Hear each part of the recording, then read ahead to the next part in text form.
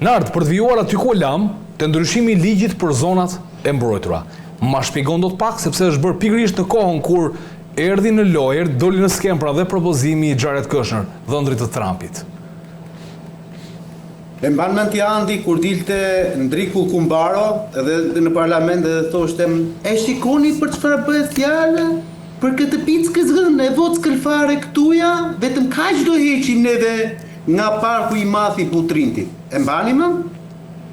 Ajo pickëza e vogël e vockël fare e Kumbaros është çdo shqiptar që të shkojë të shohin se çka ka ndodhur te plazhi i Manastirit tani Matan Ksamilit, duke shkuar për në Butrin.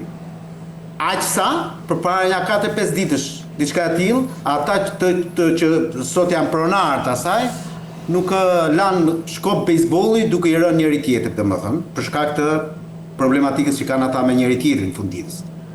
Pra ajo që iniciativa që ndërmori kjo qeveri, duke hyshtur me idenë, domethënë që ne këto zonat e mbrojtura po i mbrojmë, po si po i mbrojmë, ti po i shkatron.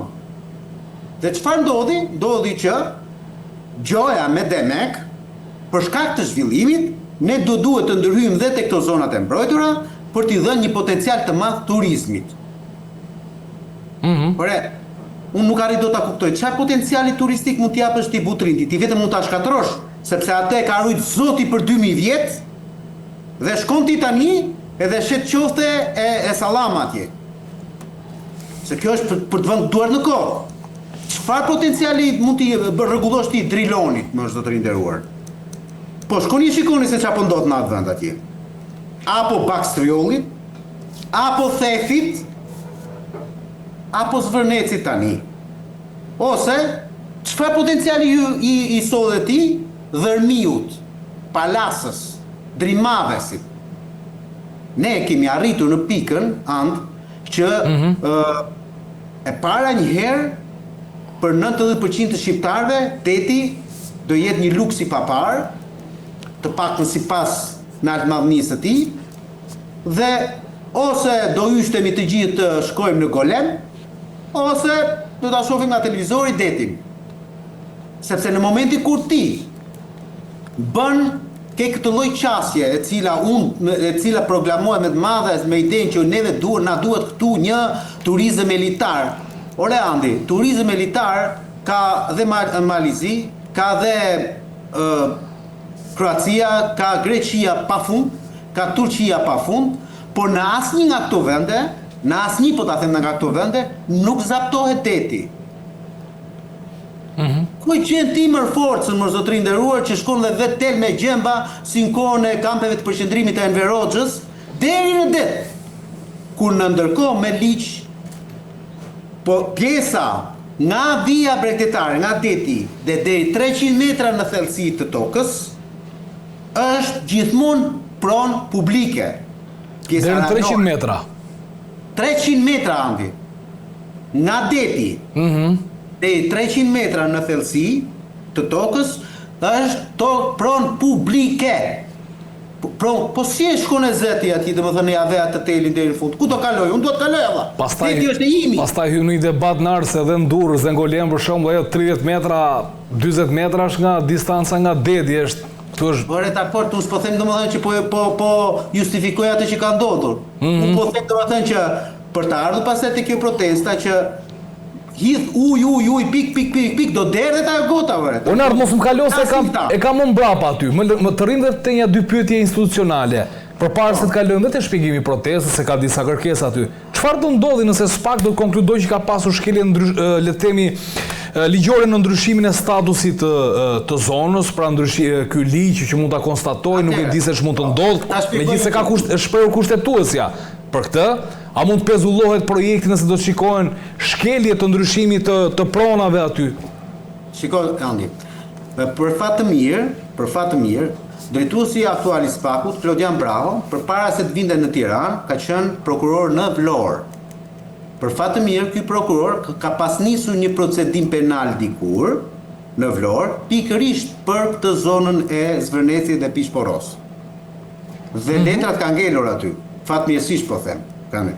Dosja nuk është mbyllur, pra me pushim, po është arkivuar është me fraksion. Çfarë do të thotë domethënë që me shumë gjasa Spaku do vazhdoj ta nxjerrë nga plurja dosin që kanë ndjerë pikërisht vetë Klodian Braho përpara 10 viteve, 15. Ja kërkon Vlorës. Po pra, ja kërkon Vlorës dhe merr Spaku sepse tani le të subjektet për të cilët hetohen mund të jenë subjektet të Spakut, jo më të prokurorisë së jurisdiksionit të përgjithshëm të Vlorës. Pra, duke thënë këtë, e para njerë ka një bazë ku prokuroria mund të hetojë në mënyrë të detajuar dhe të mirëqenë. E dyta, edhe për ego profesionale, unë besoj se Klodian Braho do duhet vazhdoj punën që ka nisur 10 apo 12 vite më përpara. E ysht madje që ta bëjë gjë të tillë.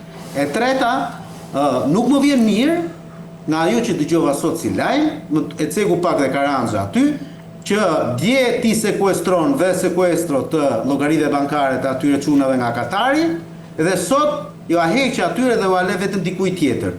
Aty, zotëri nderuar, o ja bllokon të gjithë nëse ti ke indicie për një vepër penale të mundshme, ose nuk merresh fare me këtë histori, se një çishtazan nuk mund të jesh. O je, o nuk je, o zotëri nderuar.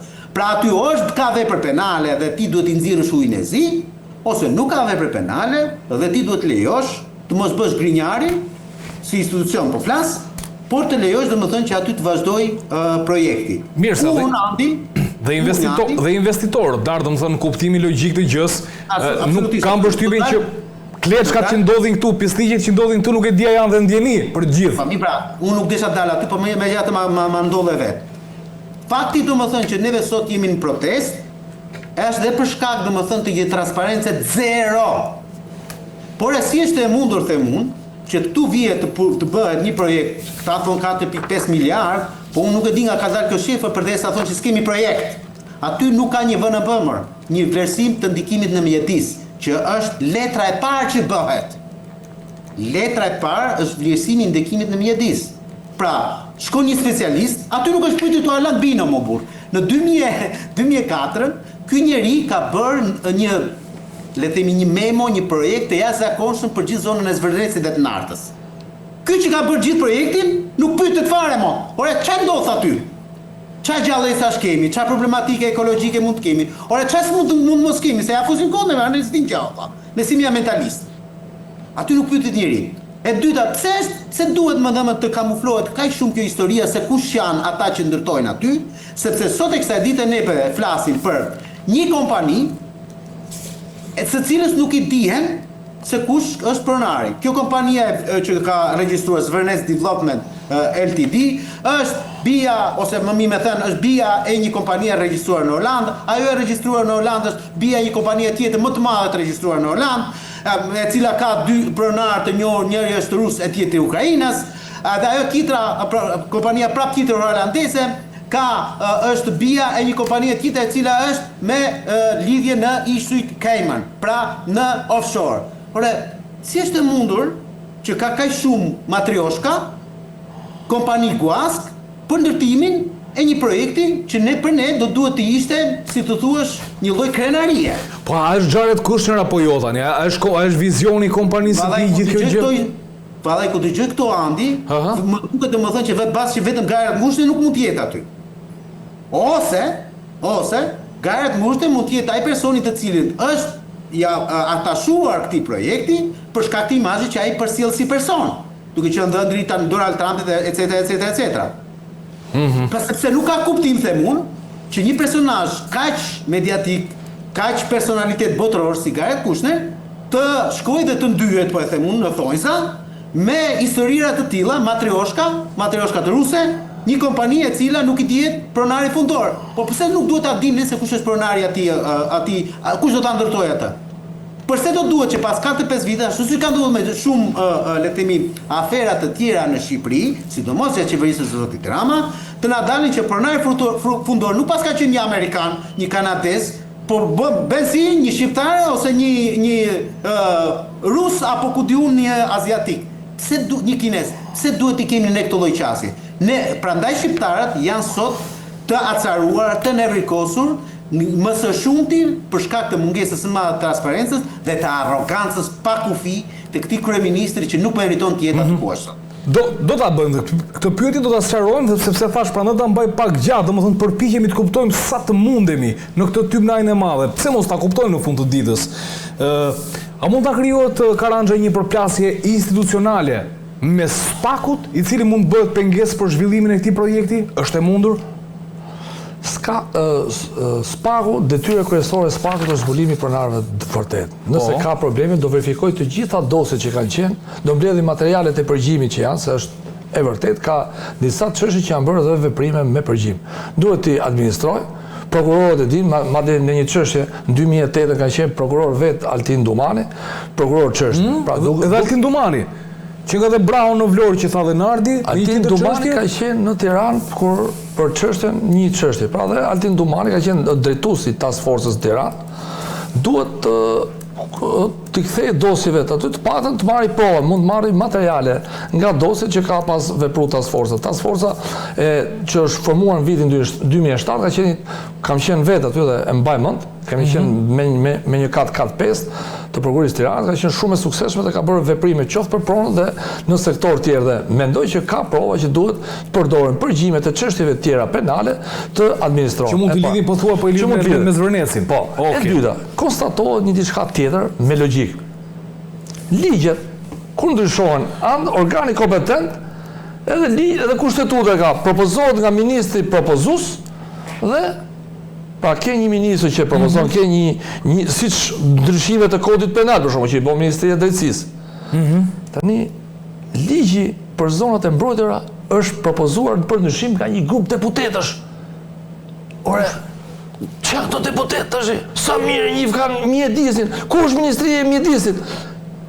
Ja ke këtu andi mund edhe ta shkruash, domethënë mund ta hedhësh. Pra është propozuar nga një grup deputetësh.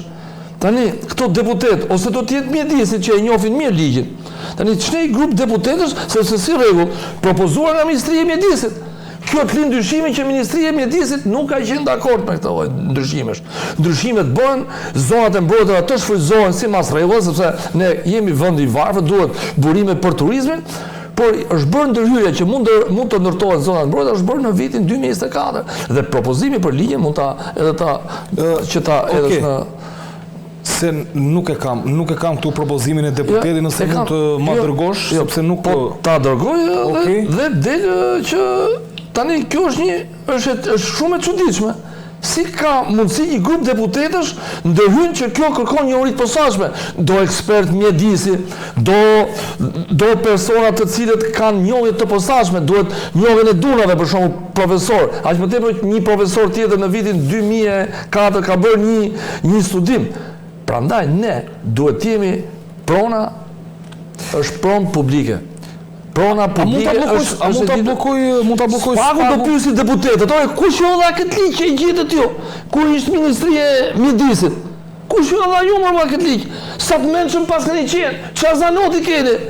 Për shkak mund të pyetësh për një ligj, mund ta bëj një ndryshim kodit penal. Dhe unë Nardi mund të jemi nesër deputet, mund ta bosh, mund ta anashkalosh, pavarësisht se duhet, domethënë mund ta propozosh një ligj. Por ligjet e posaçme që kërkon një uri aq më tepër në mjedis është propozuar nga një grup deputetësh. Mund ta edhe ta emrat e deputetëve nuk i kam këtu, por del në ligj, thotë e ke aty. Okej.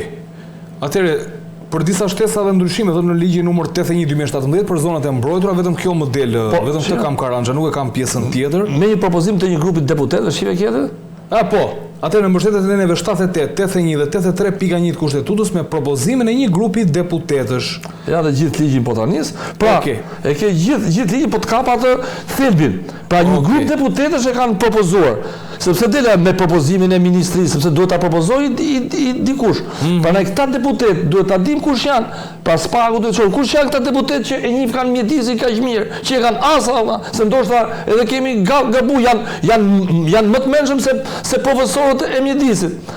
Prandaj kjo ka edhe ky aspekt duhet të verifikohet. Duhet verifikohet pse nuk janë pyetur profesionistët. Pra, pse nuk janë pyetur profesionistët për këtë rast? Ne jemi dakord, investimet bëhen, Edhe në Maldive, se ne kemi parë, se ne s'mund të jemi pedant të mos bëhet zona. Edhe në Maldive është dhe në zonën në Australi është ndërtuar në mënyrë të kontrolluar nga specialistët të zonat koralore që janë shumë të rralla. Prandaj po duhen specialistë tash, kush është projekti, kush është specialisti, kush është drejtuesi punimit. Pse ka qeshtje për projektin? Pse ka qeshtje? Sepse s'ka. Nuk ka. Pra si me thonë dorën në xhep, nxiri paret ku ja pare s'ke edhe fut dorën në xhep kot. S'ka më projekt. Kur do me paguajt atë? Po do me paguaj kjo rob që të bëjë sigur do me paguaj prit, s'ka. Paguaj s'ka lek, s'ka as nuk ka vlerësim ndikimit. S'ka as i gjomër. Vlerësimi ndikimit në mjedis është letra e para fare, aja që bëhet. Duhet bëhet vlerësimi ndikimit në mjedis dhe pastaj fillojnë gjithë pjesa tjetër. Pra, ajo që ka ndodhur aty me shkuarjen atyre banditëve, sa ata janë bandita, ata nuk janë njerëz më, dhe kanë vënë rrethimin aty, ajo është vepër penale për cilën domethënë do duhet të hetojë prokuroria në rastin konkret. Aty është ndërtim pale që të arrestohet për ndërtim pale. Dhe madje edhe AZT-n dhe nënpunësit e AZT-s do duhet të merren në hetim se si është e mundur që pas kanë dhënë këta një leje për rrethim kur aty nuk ka vlerësim të ndikimit në mjedis. Sepse ku e di ti Andi që nuk shkon ai zotria aty dhe prish po ja fut kotu në Andi tani, po e marr në prish një çerdhe flamingosh. Ku e di ti mo? Prandaj duhet ky vlerësim i ndikimit në mjedis. Por ne jemi, domethënë ne jemi kështu, e ke parasysh, po e tha Altmadmia, ai i di gjithë. Ai është ai që thotë domethënë që vetëm kur e shikon në veten ngushtë fare të çuna, hajde ne me burim, hajde të flasim tani. Tani s'du me fol. Tani s'du të flas më me ty. Tani do dal tek pyetja. Do dal tek dy pyetje. Karanxha, faleminderit për këto shpjegime dhe për faktin që është një grup deputetësh për cilët ndoshta është e paqartë që kanë ata informacion apo jo për zonat e mbrojtura që mund të bëjnë një ligj, propozim për ndryshimin e ligjit. Mund të jenë specialistë ato se i dinë qafkot e njohin mjedisin, sepse mund të ketë druvar në njëri që ka prej pemë dhe njeh pemë të mirë. Okej, Nard, të kaloj tek pyetja. A kemi ne si shtet këllë që po them, guxim dhe kurajë që ti themi jo një projekt i cili vjen, propozohet nga dhëndri i presidentit më të fuqishëm të botës, pyetja e parë, le të duken pyetje naive këto, nuk unë jam pyetje që jam i detyruar t'i bëj, pra mundet një qeveri, duke referuar këtu dhe fakti që në anën tjetër dhe Berisha ka një qendrim i cili është pro një investimi të tillë, pra po marr dy liderët kryesor, kryeministrin dhe liderin e opozitës. Pra saj pavarur është vendimarrja e Shqipërisë kur bëhet fjalë për emra të tillë dhe përse në ardhi gjithë kjo mungesë transparence dhe nuk ka një projekt. Si e lidh gjithë të gjën? Atëherë, të lutem ma lidhe me faktin që Kështja rutoroq nga investimi në Serbi për shkak të protestave. Më dëgjoj me kujdes. Unë nuk besoj se ka shqiptar me një IQ normale, po them unë, nuk ka nevojë me qenë profesor me inteligjencë të lartë, që nuk dëshiron domethënë që këtu të vijë një kompani shumë e madhe e cila të bëjë një investim serioz. Ne sot e kësaj dite 22 vite, 23 vite më pas, akoma kujtojmë Club Mediterrane se si u largua nga 20 fshatarë të Kakomes. Po flasim për 2003-2004. Dhe sot e kësaj dite ne e qajmë atë, se Kakomeja aty ngeli. Po ashtu siç është, ashtu ka përndelur edhe për shumë vite tjera. Ndërkohë që Club Med u largua nga Shqipëria dhe nuk erdhi më këtu. Dhe ishte një super gjigante të turizmit botror. Po flasim. Ne e humbëm si shtet asë kohë. Nuk ditën ta mbajmë. Tani këtu nuk qëndron problemi a është Jared Kushner apo është dikush tjetër kompani multimiliardere. Se ti largove këtu para pak kohësh te Porto Romano, mirë kam ndërtimi i portit, kompaninë më të madhe në ndërtimet e porteve dhe aeroporteve në botë, kompaninë franceze. Ti e largove atë dhe e konsiderove atë kompani franceze si të padej për të ndërtuar portin shqiptar, në ndërkohë që u tapa thënë aty, ajo kompania vetëm punëtor ka 280.000-290.000 punëtor, vetëm punonjës. Pra më shumë se aparati shtetëror shqiptar, po mos allakate më shumë. Tu nuk është kjo çështja. Tu problemi është domethënë që dy hallexhin më të mëdhenj të politikës shqiptare, këta janë hallexhin, Edi Rama dhe Sali Berisha, po mundohen domethënë, janë munduar gjatë gjithë kësaj periudhe kohore, gjatë gjithë 30 viteve dhe po mundohen akoma që të shesin çdo pëllëm të këtij vendi për interesat e tyre personale. Edi Ramës dhe Sali Berishës për pak lobing dhe benefit të presidencës së Donald Trumpit, të presidentit Trump, apo dhe të amerikanëve të dieshëm, apo dhe të amerikanëve të nesër, do ta kishin shitur Shqipërinë nga Konispoli në Vermosh dhe nuk do ta kishin ditur fare. Këta janë identik për mua e sa të pas toptanët e shekullit 21, më zotërin nderuar. Ta kam shpjeguar edhe kohë më përpara, unë lexoj shumë histori dhe po të them që nëse ka pasur një tradhtar të madh kombi shqiptar ka qenë Esat Pashtotani. Dhe për paradoksalitet të madh, ky personazh ka mbajtur dekoratat më të mëdha që mund të ketë pasur një shqiptar të dhëna nga shtetet e huaja. Sepse ishte pikërisht ky lloj person. Ndërkohë në Shqipëri ishte i urryer dhe i dashuruar nga të huajt pikërisht për këtë gjë. Të njëjtën gjë po bën Sali Berisha dhe Edi Rama. Ç'pun keni ju më unë kam marrë 800.000 vota të shqiptare. Tani me këto 800.000 vota që unë kam marrë, unë mund të shes më bëj çfarë dua. Jo më zotri, ti mund të shesësh atë vilën tënde atje në Surrek. Ose çfarë të ka lënë prindrit e tu, në Vuno apo ku diun apo në Tiranë. Po jo atë që është e të gjithë shqiptarëve. Deti, pylli, lumi, rruga janë pasuri kombëtare. Nuk janë pasuri as e Edi Ramës, as Sali Berishës. E kuptuam? Këtu nuk është çështja Jared Kushner. Të vini nga mendja, mos mundoni të krijoni fabula apo teori konspirative të tipit domethënë që ne po largojmë këta. Jo, Mario, nuk po largon njeri ata. Ne nuk po pranojmë më, ky vend nuk po pranon më njerëz si Edi Rama dhe Sali Berisha që për shkak se duan me patjetër të përfitojnë, domethënë me lobingje të stisura, të kenë benefite personale për të qëndruar aty ku janë, po shesin çdo ditë, çdo pëllëm të këtij vendi. Nën tokë, mbi tokë, ku do t'i që duash ti.